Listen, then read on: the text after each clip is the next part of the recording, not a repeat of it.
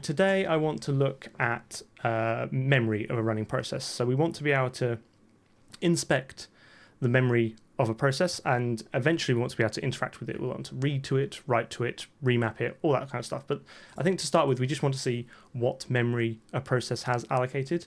I think there's a better way of me kind of describing what the outcome of today will be. So this is a process. It is running on my computer, and if I bring up a debugger and I attach it to that, this debugger will show me all the mapped memory regions. So this is kind of what we want to get by the end. We want to be able to list all the addresses where memory is allocated, the size of it, and then the protection. So is it read, write, executable, or some combination of all three?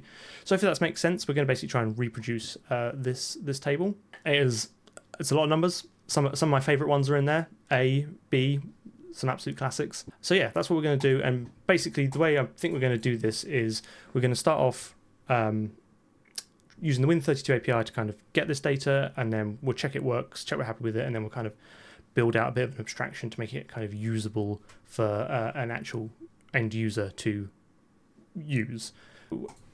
Let's start writing some code, shall we? So I think in this process abstraction that we've got, let's just do like memory region. Eventually, I think this will return a thing that represents the memory regions, but let's just start getting some code in there and starting to write it. We're going to use VirtualQueryEx today. So VirtualQueryEx retrieves information about a range of pages within the virtual address space of a specified process. So that's a lot of words, and I appreciate they might not all make sense. So let's get up a diagram. So your computer has RAM, starts at, I don't know, OXO and goes up to some big address. When you have a process, this process has what's called virtual memory, so it kind of has its own address space of memory, which also starts from OXO and goes up to OX and OX.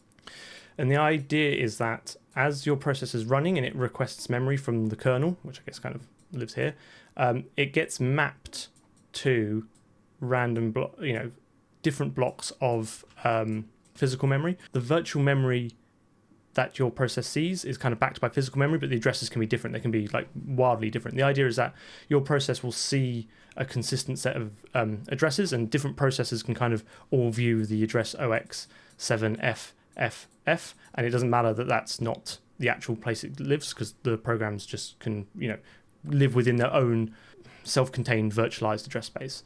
Basically what we want to do is we want to find, in this virtual address space, we want to find all the pages, so the 4096 byte blocks that have been allocated to the program. That's what we saw in the debugger.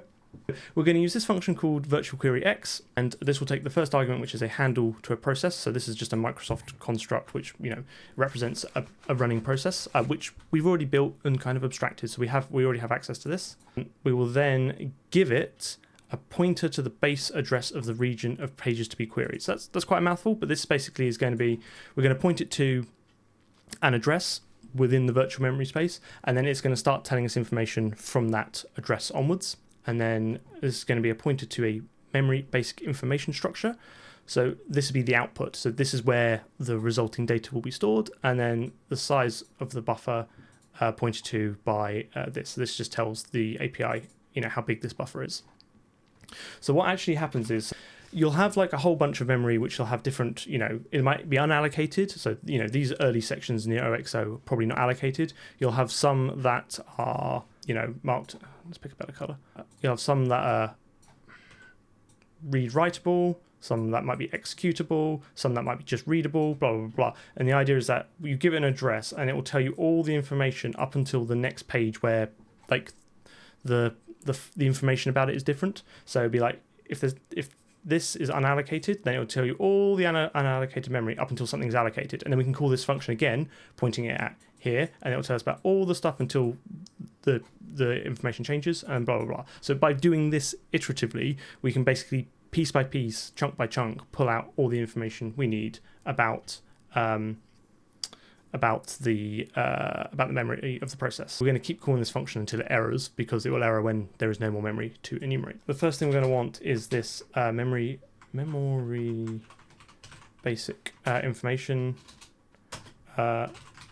struct. So this will be the results. This is where the function is going to write all our data to. We need an address to start, getting information from. So let's do address 0. So we're going to start at the beginning of the virtual address space, and we're just going to keep going until we've enumerated all the virtual memory and hopefully gotten information about it as we go along. I need to include cstd_def for access to std byte, and then I can do while VirtualQueryEx, and this took the handle, which is already a class member from this class. We built that last week, so we already have access to the handle, and then the address of we want to read from, and then the buffer we want to write our results into, and then I think the last one's like the size of the size of the struct that we're going to write the results into. So whilst that doesn't equal 0, which is the error, again, it's kind of, Win32 API is a little bit annoying sometimes like this. There's no way of it to tell you ahead of time, there are these many regions and you should read all of them. It's just keep going till it errors, and good luck. Hope you got them all. The next thing we want to look at is what's inside, bring me docs page back, what's inside this memory basic information. So what is Windows going to give us back? And it gives us back all this. So it gives us back a base address. So this is a pointer to the base address of the region. Obviously, we kind of put that in, but there are some situations where that might differ, but we don't really have to worry about that. What we are really interested in is the region size. So this will tell us how many bytes this struct is telling us information about, if that makes sense. And then we also want the protect. So this is the memory protection. So this will tell you, is the memory readable, writable, executable, or some combination of all three.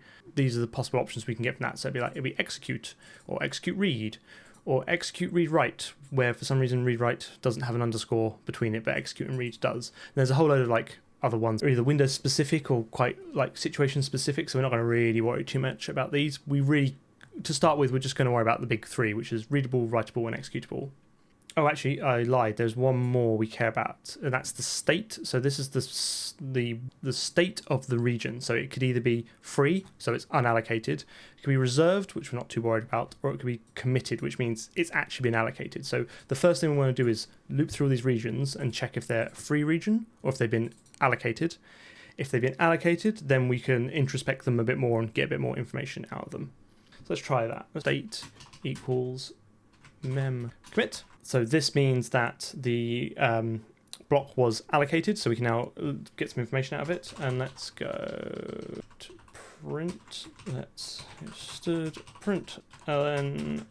I'm going to want to get the 3 bits of information that I said we care about that I've already forgotten. Was the mem info base address, the mem info region size, and the mem info protect.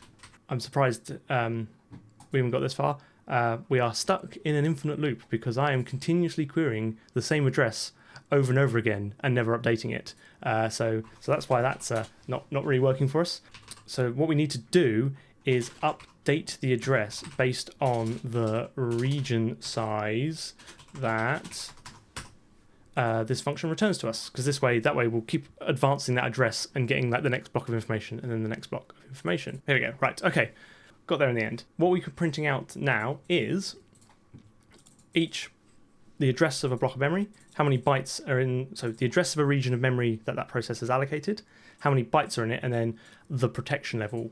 This is a good start, and to be honest, that's, you could argue that we've kind of done. Let's try and make this a more user-friendly API. So let's delve a bit more into the C++ design side of it, because there's definitely some interesting things we can do around this. So I think the first thing we're going to want is to build a bit of an abstraction. So let's encapsulate all this information.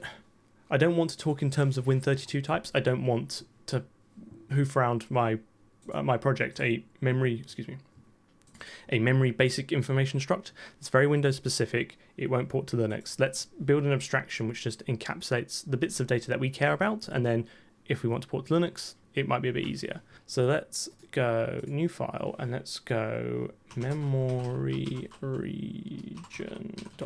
So we're going to want to have as part of this a let me bring in some useful types, and I think I'm going to want def, all the classics. I'm going to want std uint pointer t address. So this will be the start address of the region. I'm going to want a size t size. So this is how many bytes are in it. And then we're going to want something for the protection level. So I think we should use an enum for this. Memory region, what are we going to call it? Memory region protection? I think that sounds about as good as anything else. So what are the types of memory we have? I think we want to have like a default, like no protection. You can mark memory as having no protection, which means if you try and do anything with it, you'll get segfault. Kind of useful for things like guard pages, and it does have a few usages. So we definitely want to calculate. So we definitely want to handle that. And then the other ones are read, write, and execute. Where I think this is going to get interesting though is that we also want to be able to support like a blend of these. We want to be able to say, hey, this thing is readable and writable, or executable and readable, or I'm not going to enumerate all the combinations, but those are definitely some of them. So what we're going to use is we're going to use this like a bit flag. So if I set these values to be all different different bit values, so these will, all these numbers here will only, if you look at them in binary, will only ever have a 1 in one place and the rest are zeros, which allows us to use bitwise arithmetic to combine them. We'll kind of go through how that looks as well. And if you start this one at 0, that means if there are no bits set, then there's no protection. I think the first thing when working with anything like this is we're going to want some way of contextualizing it, or textualizing it. I want some way of viewing it in text, right? Because numbers are like, well, let me show you. This is useless. Like, what's a 4, and how does that differ to a 32? I mean, other than the obvious numerical difference, like what does 4 mean? What does 8 mean? It's kind of useless. So we're going to want to be able to print this out in text. So let's do that. So the first thing I'm going to write is a string view, thinking about how I'm going to implement it.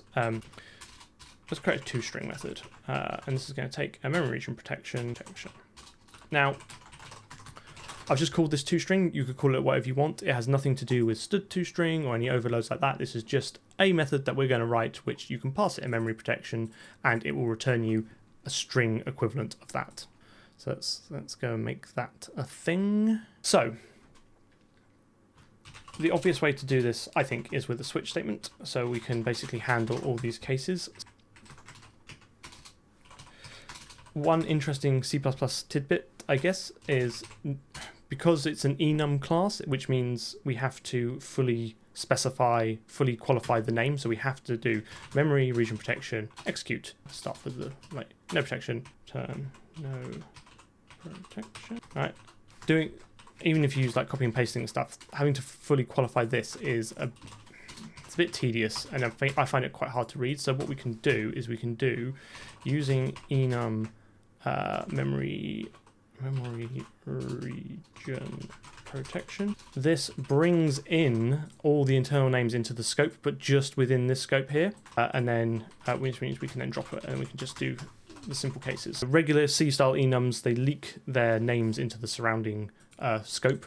So if you just did this, then wherever you include this file, like you could just write no protection anywhere and it will resolve to this, and it leads to all sorts of miserable clashes. Whereas if you make it a class, you have to qualify it through this type, which prevents name clashes. You can also, if it's a class, specify like the backing type. So if like I really want this to only take up 8 bits, you can do that as well. But I don't really care for this. Let's make it so std format can understand our type. Quite a lot of boilerplate for this. But I think it's struct std format templated on the thing we want to format, and then there's a const expr auto pass std, and then whatever this is, format pass context ctx, and then you have to do the really weird return std begin ctx. So std format is new in C++. It allows you to write format strings like this, like Python does, I guess.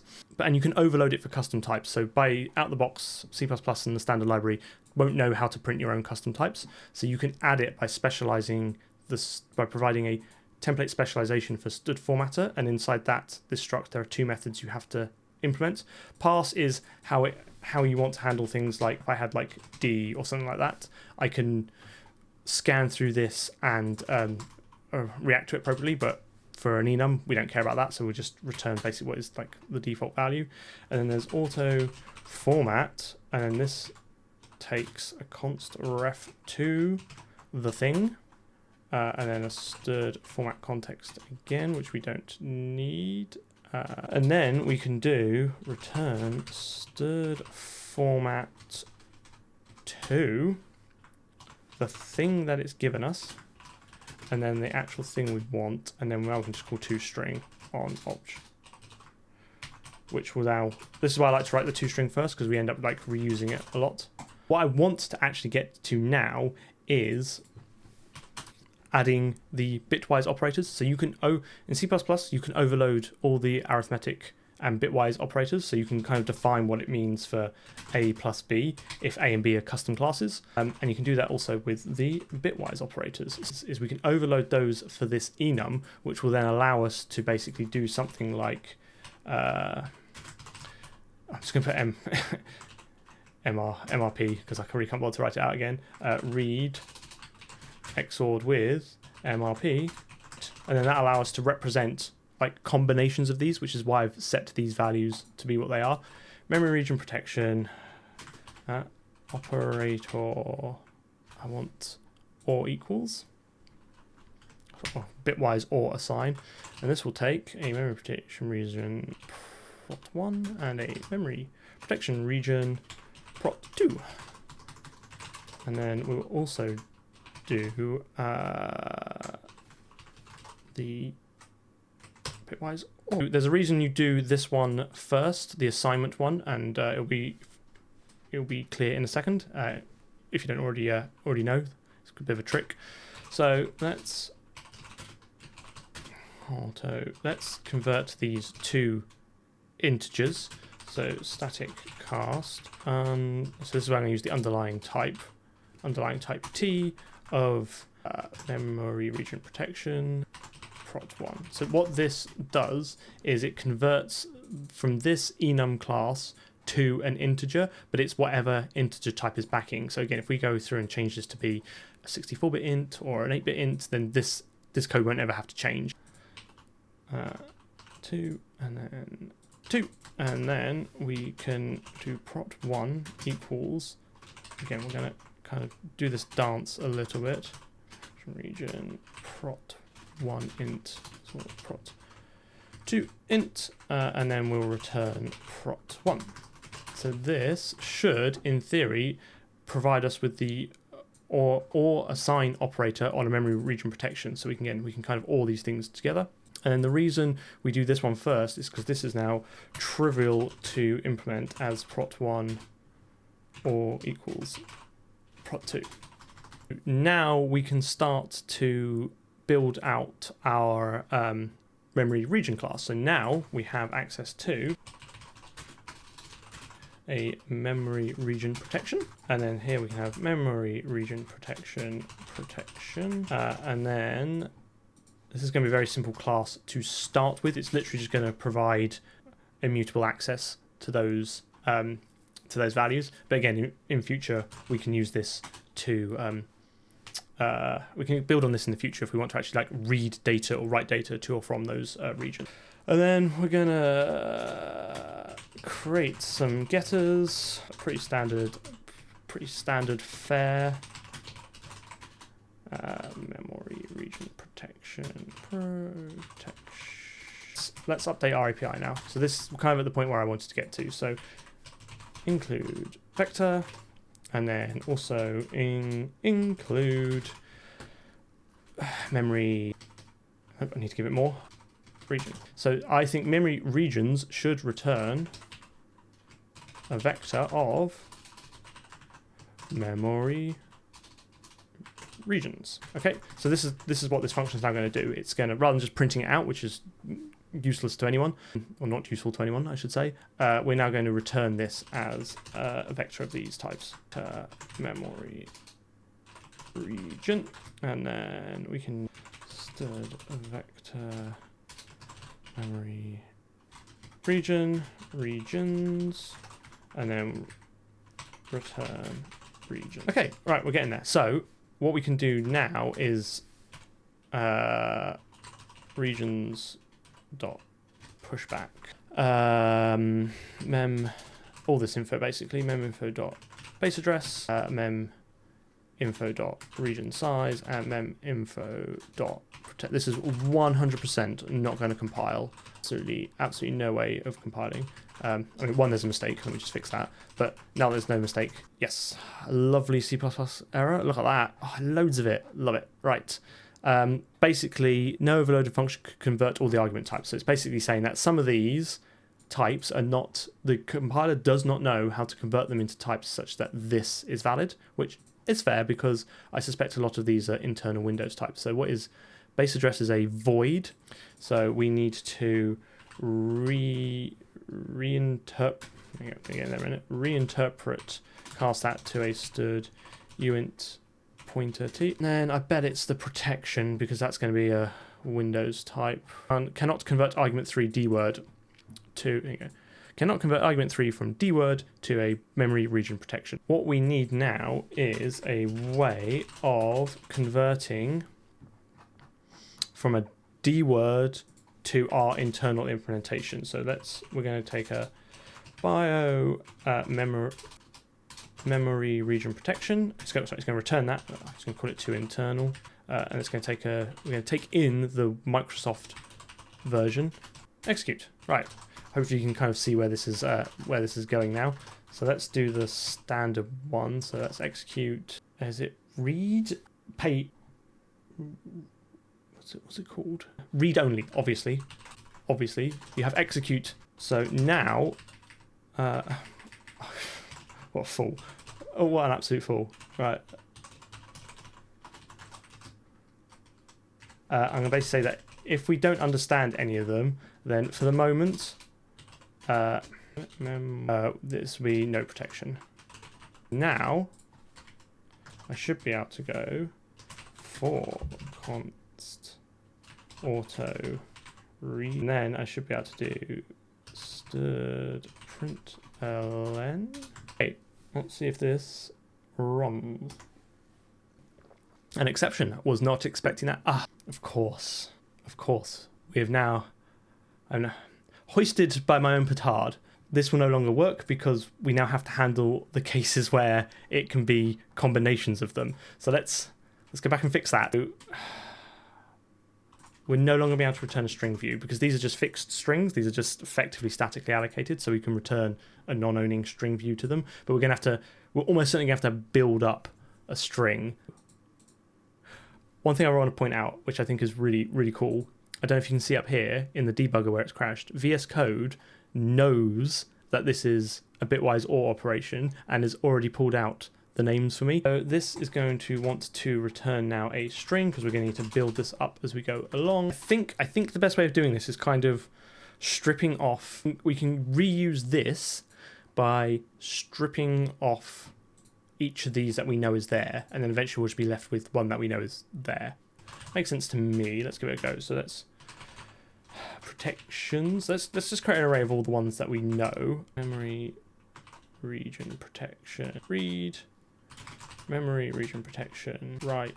Memory region protection. Execute. This is going to loop 3 times, and on each iteration I'll get one of these, and then I want right.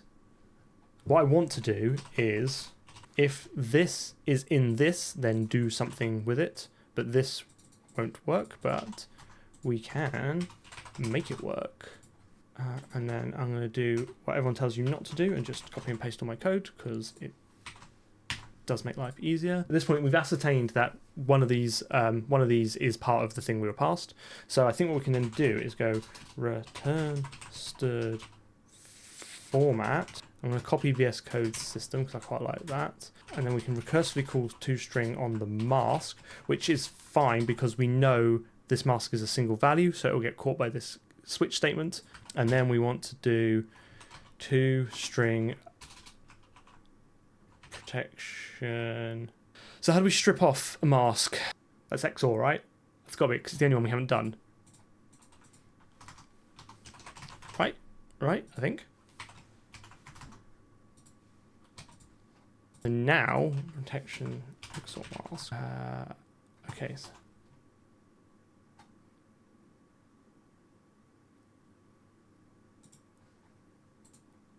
look at that, right. We need to format this to be %x, but that's to be hex. I'm not too fussed about that.